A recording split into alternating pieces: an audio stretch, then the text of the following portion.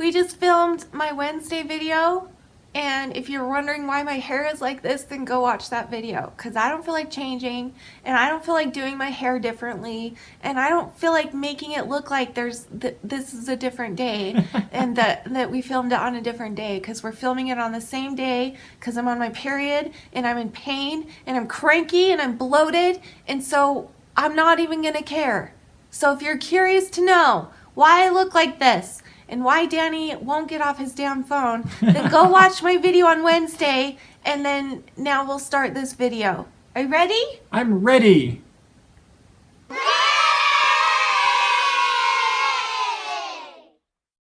Hi guys, welcome to Fun Fridays with Danny and Shanny. I'm Shanny. I'm Danny. And let's have some fun. Alrighty, so listen. We've been doing storytime videos the past couple of Fun Fridays, and the reason we were doing that, by the way, is because nobody seemed to be responding to our dumb arguments.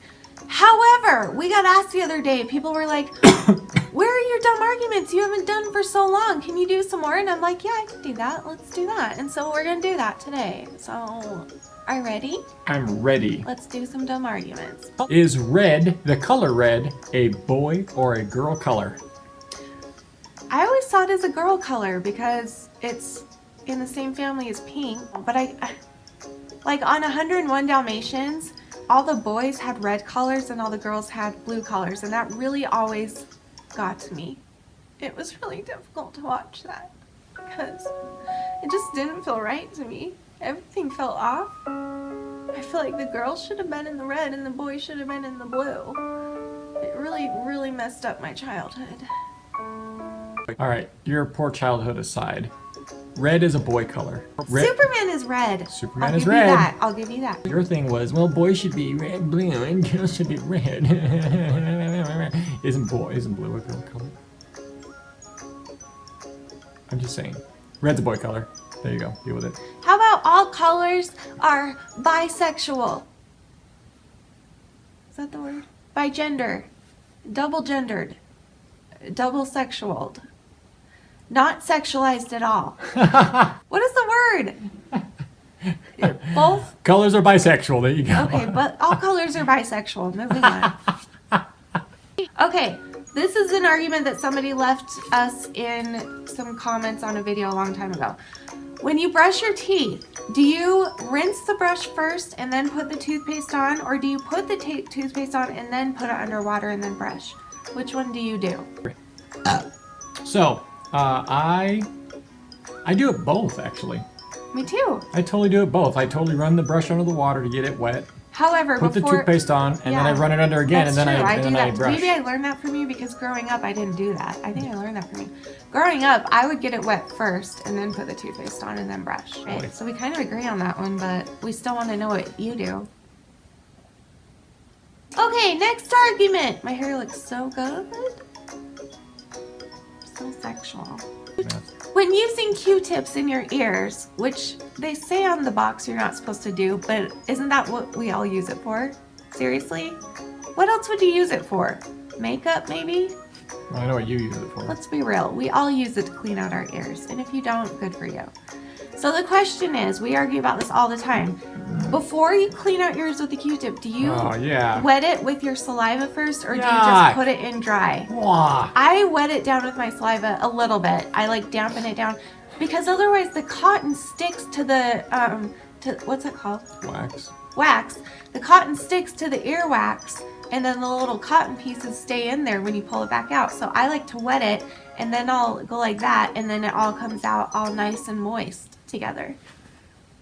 Okay. The idea for doing that is to get the wax out. It's supposed to stick to the wax to get it out. Water and wax don't mix. That's why wax paper does, like floats and stuff, okay? So if you do that, wax paper floats? Yes, it does. Where are you floating wax paper? It doesn't matter. The fact is, Have you ever floated wax paper before? Yes. When? When you make like the wax out of wax paper. Yeah, make like the wax paper like parchment boats paper and stuff. Like parchment, like cooking wax paper. Yeah, you fold it into a boat and you do You're like such a liar. in scouts or whatever in rain gutter regattas. Come on, people! You know what I'm talking How about. come I get out way more earwax than you do? No, bullcrap. Because I'll tell you why.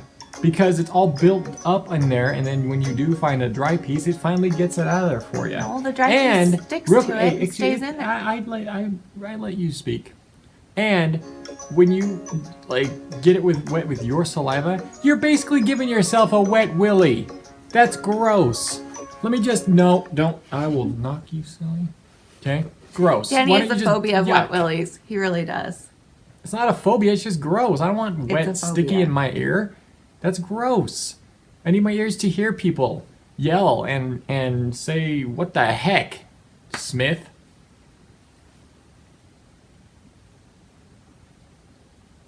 I'm so winning this one.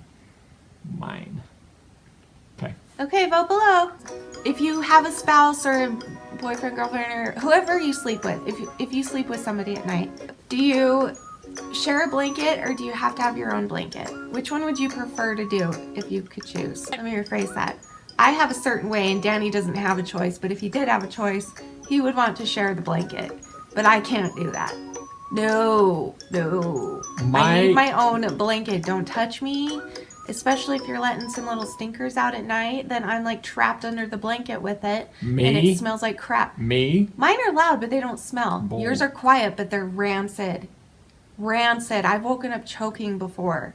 My whole young adult life or whatever was dreaming to sleep under the same blanket as my future wife, okay? Cuddling and having fun and whatever, all right? And then I get married to this wonderful woman here, and she steals the freaking blanket right off on the first bloody night. That's why you should get your own blanket, so I don't have to steal yours. Listen, I need all my crevices and my curves to be covered with the blanket. So it needs to be tucked into my knees and tucked into my necks and tucked into my boobies and tucked into my butt. I can do that. No, because there's not enough. We would have to get like a ginormous blanket for that to work, and they don't even make a blanket that big because I need a full-size amount of blanket in order to compact myself into the warmth of the blanketness. Plus, if you had your own, then you wouldn't have to worry about what you're always complaining about, which is me stealing your blanket. So get your own, and then that wouldn't be a problem. Okay, last dumb argument of the day. Beauty pageants for children, like little children. Are they okay or not okay? I think they're okay. As long as the child wants to do it, as long as you're not like, I love the show Toddlers and Tiaras, and if you've seen that show, then you know that there are two types of pageantness families. One type is the one where the parents are freaking forcing their children to do it, and they're screaming the whole way there, and they're screaming up until they have to go up on stage because they don't want to be doing it. And then there's the other type where the child actually enjoys doing it. They really do. Typically that's when they're older, though, when they're old enough to know what they're doing. So I would say that if it's okay, because I get the whole like gender bias, what's the word? Thing. I don't know what the word is, but I get it that it's maybe sexualizing little girls or whatever, but I feel like it doesn't have to be like that. Like, if you are sexualizing your child, then no, I don't agree with that. But if you really are there just for the competition of it, what's the difference between that and a football game?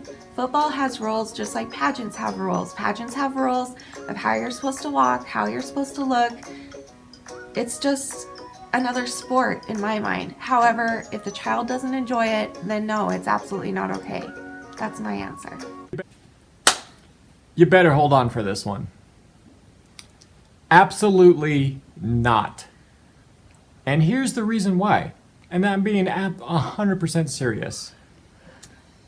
You are breeding, teaching, mind screwing up your children to believe that beauty is the only thing.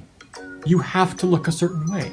You have to walk a certain way. You have to talk and you have to do this a Football certain players way. have to look a certain way. Wrong. Football players have to dress a certain way during their games. Well, because it's protection uniform, okay? That's It's a different protection thing. in the game. And I'm not saying that doesn't mess up people too. I'm saying you're teaching young girls, children, to follow something that when you're grown up, it doesn't matter anymore, or it shouldn't matter anymore.